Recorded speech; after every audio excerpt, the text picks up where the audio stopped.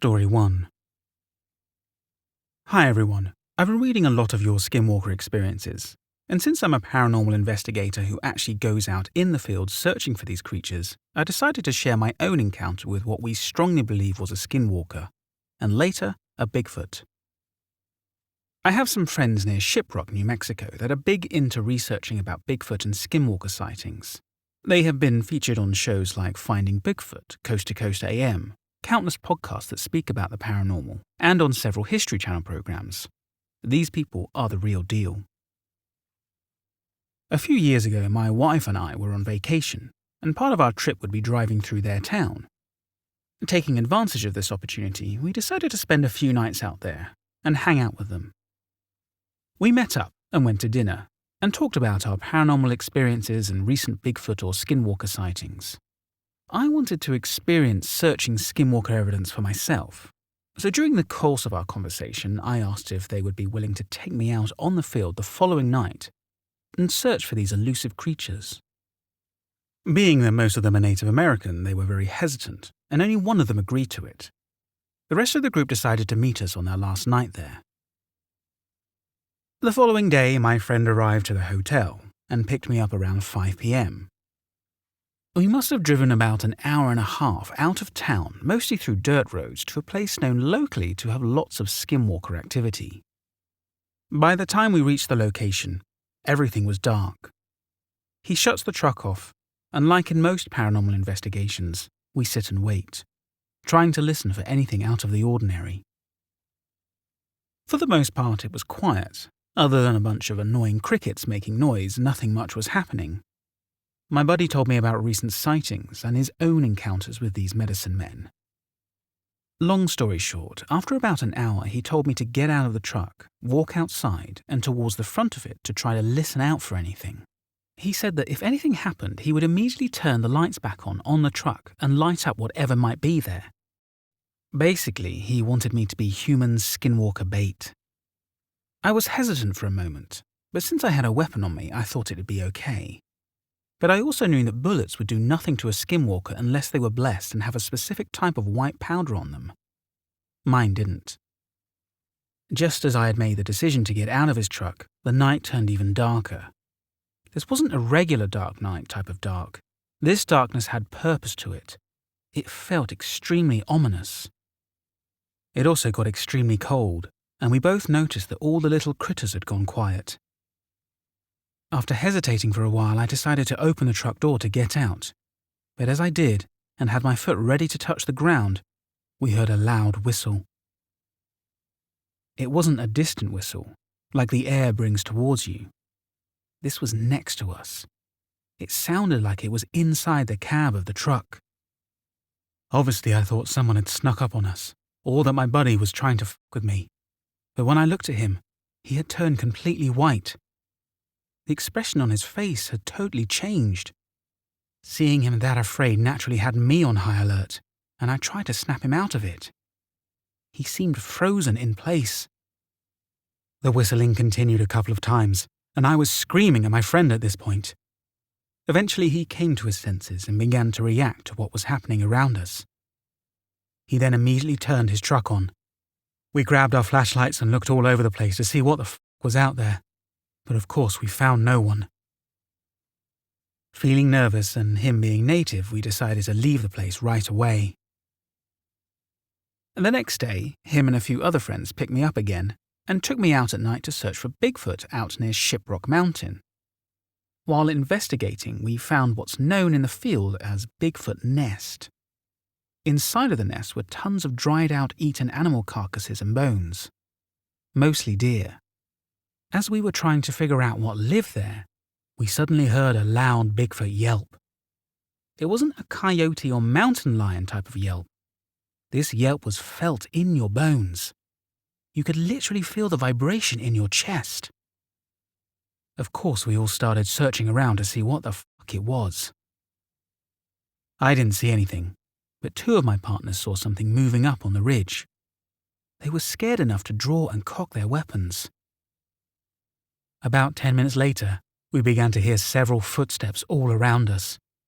We couldn't see who or what it was because it was really dark. even with our flashlights turned on.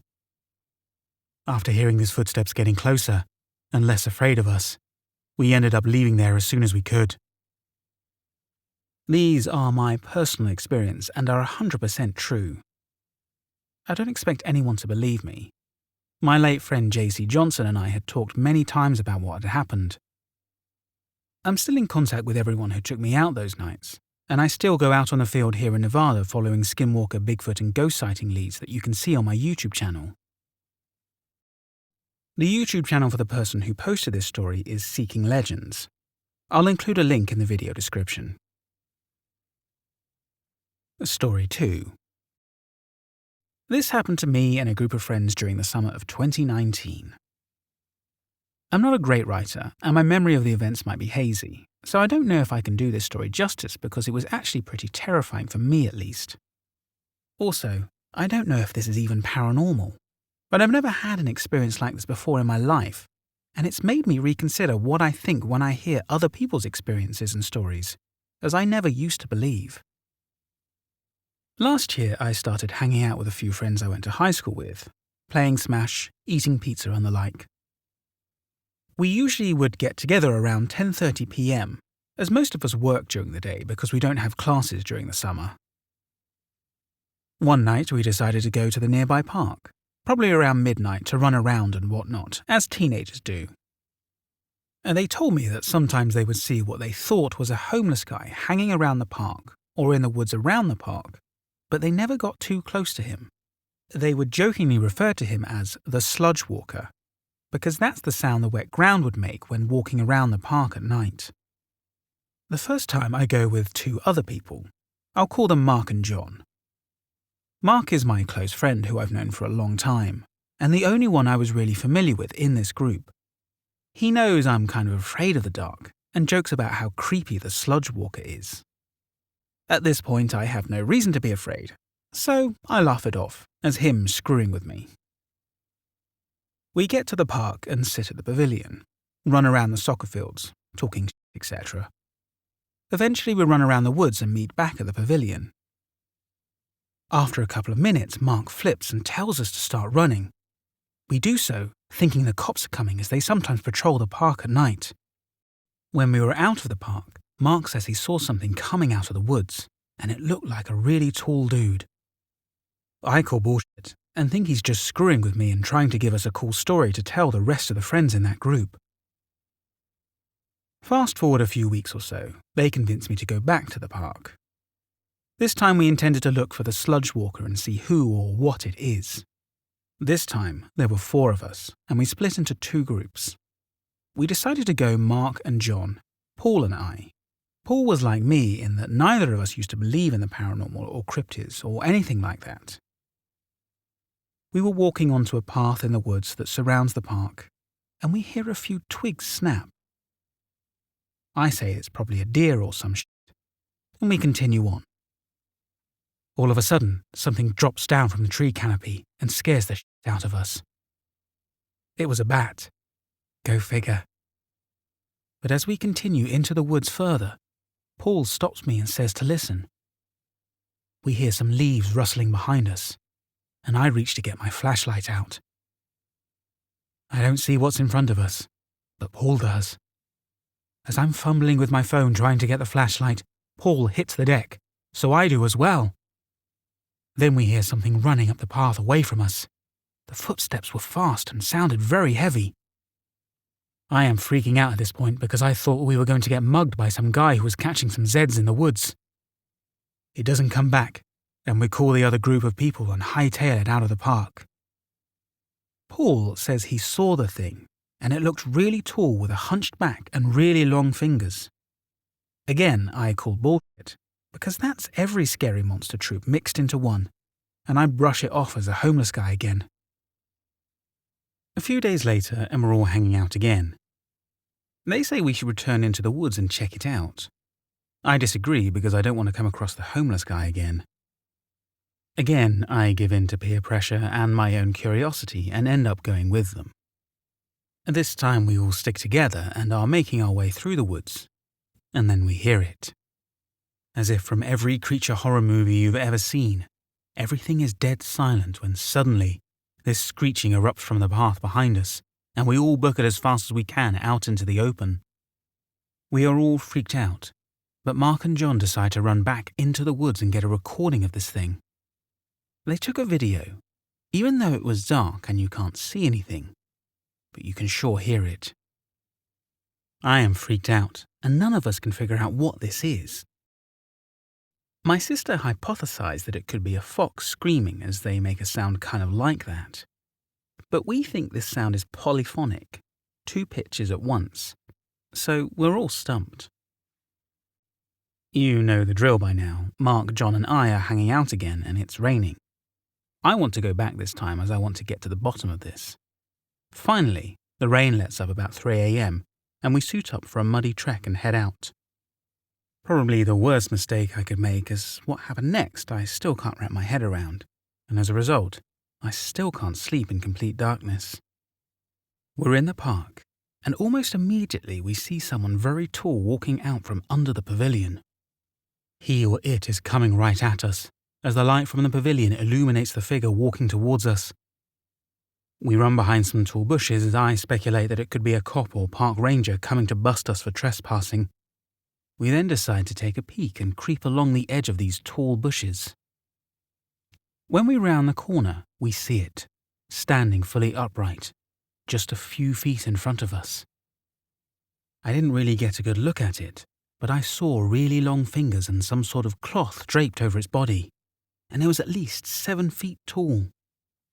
We all start running, and me being a total wuss start actually screaming. I don't think I ever ran faster in my entire life. I looked back a few times to see if it was following, and it was just walking along the bush line. I also noticed it had multiple glowing eyes that were glowing a faint red colour, which was the only way I could tell where it was. My adrenaline was going so hard I couldn't tell if it was making a noise or not. I've never gone back, and I don't intend to. I sometimes think that it was a homeless guy or someone who lives by the park screwing with us because I don't really believe in the paranormal. But this is something I really can't explain any other way. Mark theorized that it could be a Skinwalker or a Windigo from urban legends. When I tell people about this, I usually leave out the part about the glowing eyes, as it just sounds stupid and crazy. But that's the part that keeps me from believing that it's just some random guy. Everyone wants to have a weird or paranormal experience, but when you actually do, it sticks with you and can really mess with your head in the long term. And in my case, it makes a 20-year-old sleep with a nightlight. If you actually read this and you have any questions, feel free to ask in the comments. This is my first Reddit post, so I'll do my best to get back to you. Before I continue to the next story, I just want to say thank you for selecting to watch this video, and I hope you're enjoying my narration. If you like my storytelling, please show your appreciation by liking this video and subscribing to my channel. It really does help me out. Thank you. Story 3. Well, after all my years of supernatural encounters, I'm finally making a Reddit account to post my stories. This is my most recent Windigo encounter in DeWitt County, Texas. January 12th, 2019. Around 8 p.m. Now, I'm going to be honest, I chose to go out on this particular night because my town was having a little ghost tour at the haunted hospital. I was lonely and wanted to at least see others having fun. It was 8 p.m. when I left the house and planned to be back within an hour. I have a routine of circling my town in the evening because I just like patrolling and there's always things creeping about after nightfall. I made my way to the haunted hospital, and once I got there I saw flashlights inside the windows and heard laughter. That's nice, I thought. Seeing others have fun made me smile and got rid of some of the loneliness I was feeling. This was the halfway point of my walk, and I started my second half heading home now. There were some woods on the opposite side of town now, but nothing impressive until I got to the last quarter of my walk. Now, I was passing the baseball field on my left with a large wheat field on my right. This wheat field used to be a large extension of the woods, but was cleared out for growing wheat. I continued again and crossed the small bridge that went over a creek and past another section of the woods. I was now headed towards an old metal building that has recently been turned into a place for making gates and fences. It was about 9 p.m. now. This building had 2 small white houses beside it and a stretch of dirt road wrapping around the back side of it before returning to a normal asphalt road. Now, at night this place seems pretty scary, but this was one of my favourite places to hang out at night, and is a normal path I take my walks through. As I was coming up to the dirt road, I saw a very tall 8 to 10 foot pale figure with lanky arms almost dragging the ground about 40 feet ahead of me, briskly walk from the white houses to the woods. I stopped walking. What is that? I thought. Its size confused me so much that I had forgotten my previous encounters with a smaller version of it. After a few minutes of standing there, I convinced myself to continue walking forward. I mean, I was an adventurous person, and there's no way I was just going to turn tail and go home when I just saw something so odd and out of place. Not even 15 seconds into walking forward, this sudden heavy sense of dread overcame me like a giant weight crashing down on my shoulders. My instincts were telling me something was really wrong. I turned my iPhone light on and shined it at the woods. Nothing. I kept walking while keeping my head on a swivel, looking in all directions to keep my surroundings in check. About a 5th or 6th time I looked at the woods, I saw it.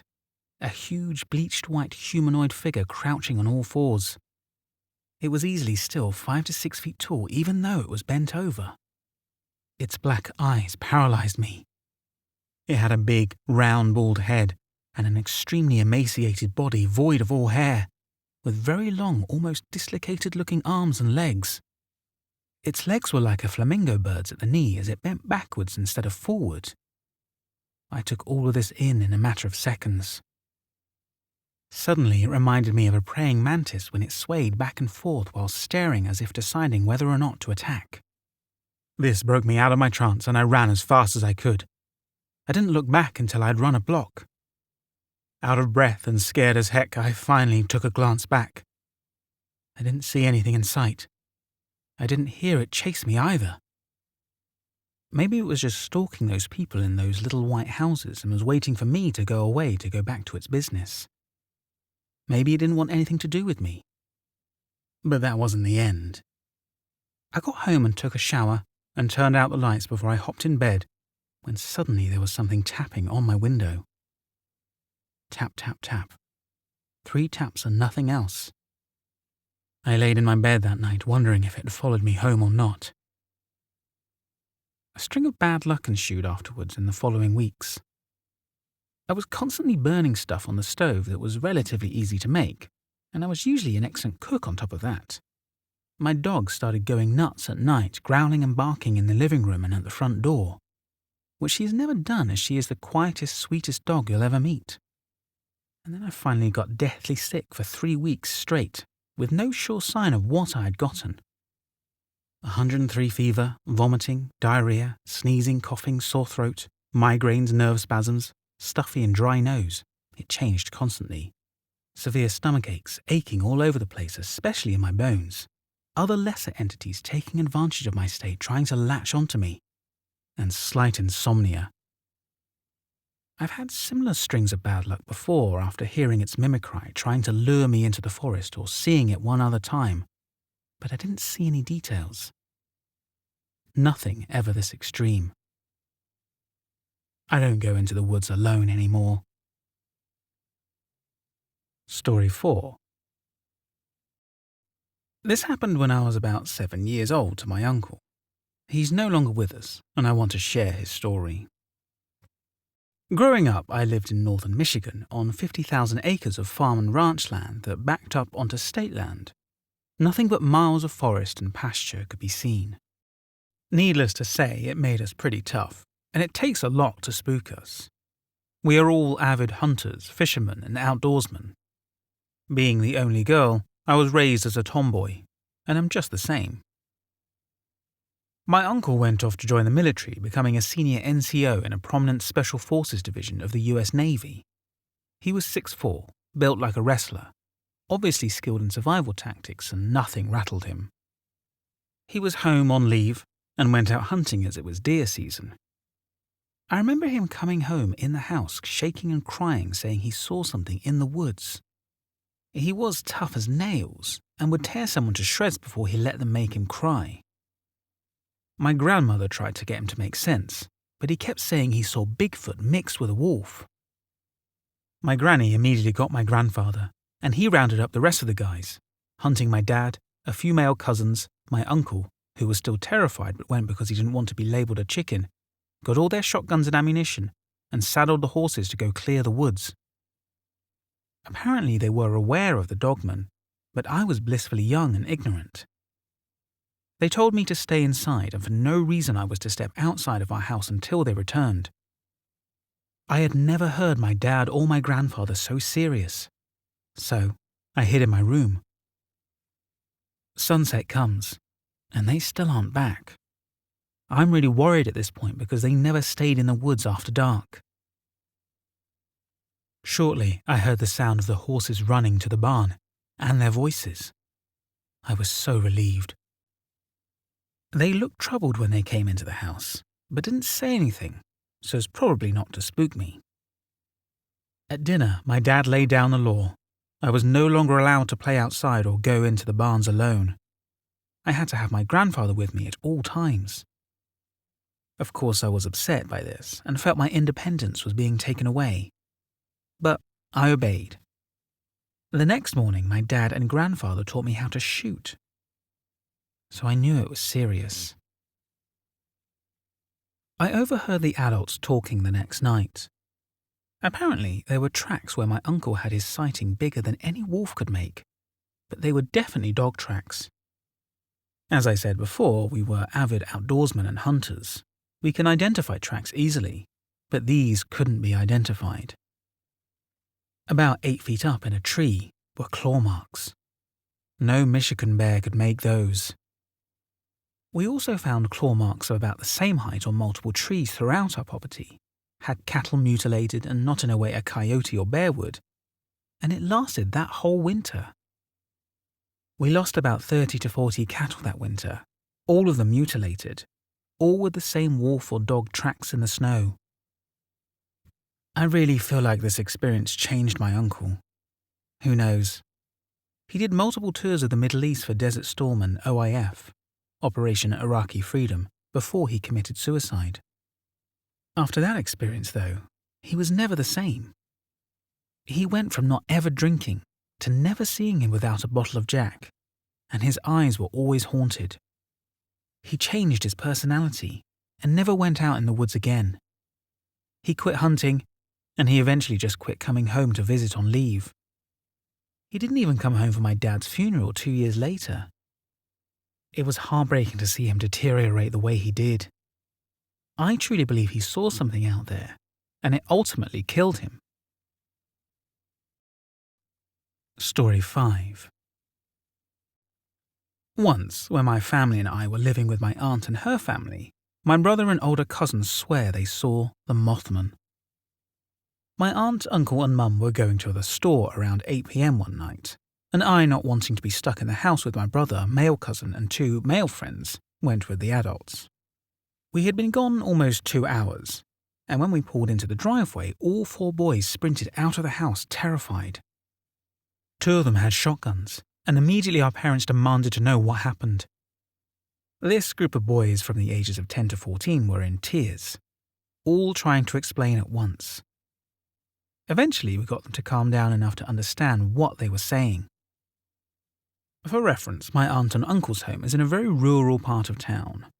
They have a bit of woods and a creek we can see from the back porch, and there is a fire pit halfway between the porch and the creek.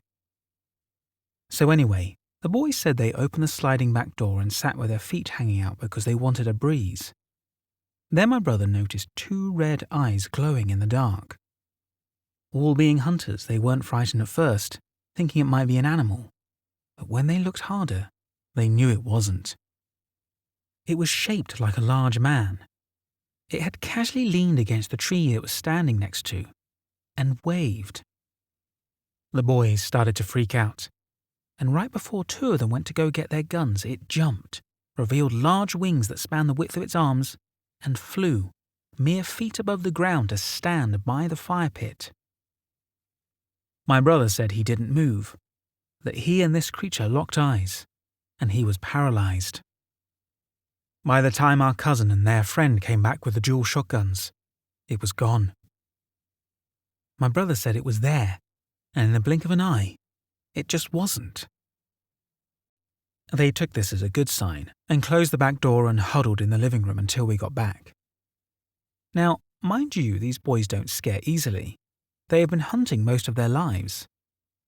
They've killed deer, bears, and wild boar, pretty much any animal that could kill you 10 times over. These boys were mortified. I'm not sure if any of them even slept that night. They weren't all right for a few weeks after that. It's been almost 10 years since this happened, and to this day both my brother and our cousin won't joke about it. They get nervous any time it's brought up and demand that we please don't talk about it. Story 6. This story was written by the Reddit user Stormberry17. When I was 11 years old, my family and I went camping in New York. It was my parents and my younger brother. We'll call him Caleb. So the campsite we were at felt pretty desolate. We go camping there every year, and it's usually packed, but this time it was practically empty. The second night we were there, we were sitting at the fire, and Caleb said that he had to go to the bathroom. My mum told me to go with him, and we both got up and left. After so many years, I had memorized the way to the bathroom.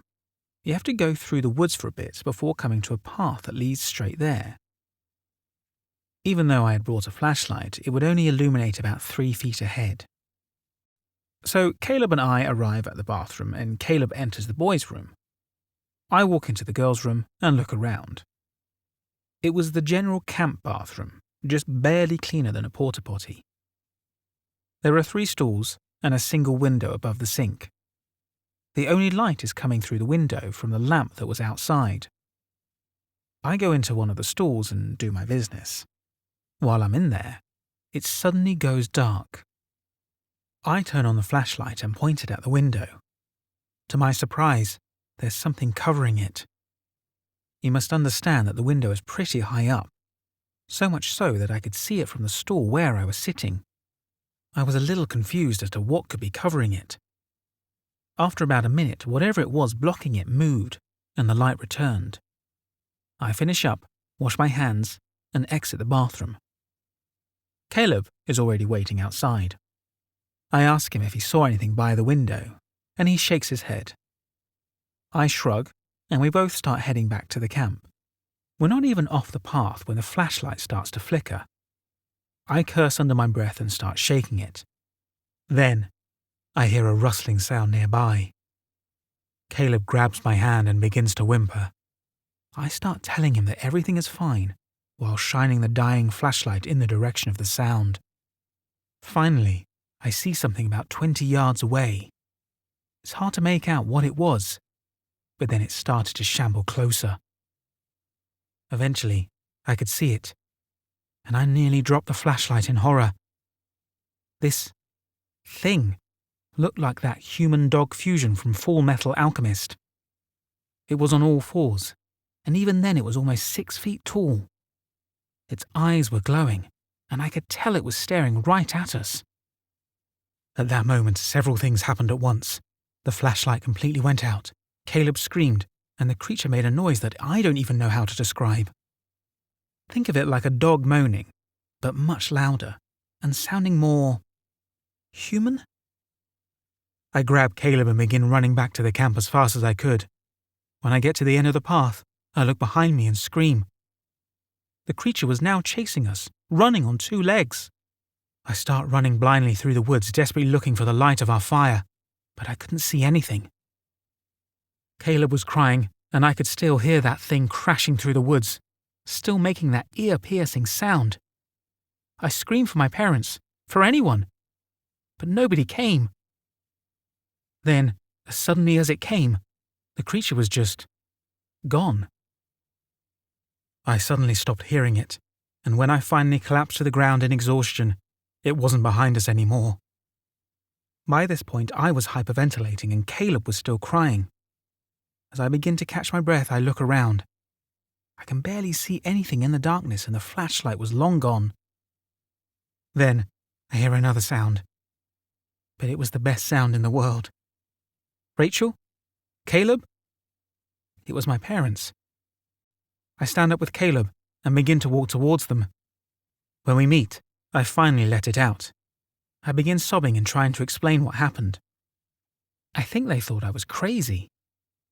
Either way, my parents bring Caleb and I back to the camp, and we sleep in the tent. Needless to say, I didn't actually get any sleep that night. The next day, it was clear to my parents that Caleb and I would not be able to cope the rest of the week. So, we left early. Since that trip, I've done research about Dogman sightings. I'm not completely sure what we saw that night, but it's been 5 years since then. Caleb is so afraid of the dark now that he has panic attacks, and I'm embarrassed to admit that I have a fear of dogs. No matter what it was, this creature was very real. Thank you for watching and/or listening to this video. Again, if you enjoyed my narration, please hit that like button, and if you don't already subscribe to my channel, go ahead and subscribe. Let me know what you thought of these stories in the comments section below, and check out the links to the original posts in the video description as well. If you have a story you would like me to narrate on this channel, please email me at mrsinisterstories@gmail.com. Thanks again for watching.